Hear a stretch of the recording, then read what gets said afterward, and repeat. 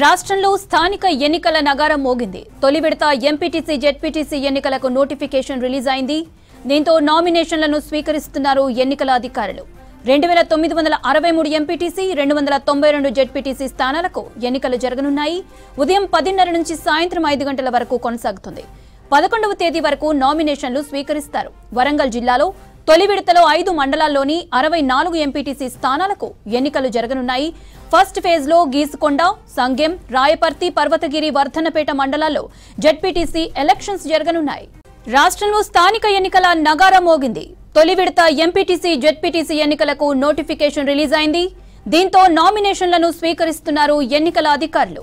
2963 MPTC 292 ZPTC స్థానాలకు ఎన్నికలు జరగనున్నాయి.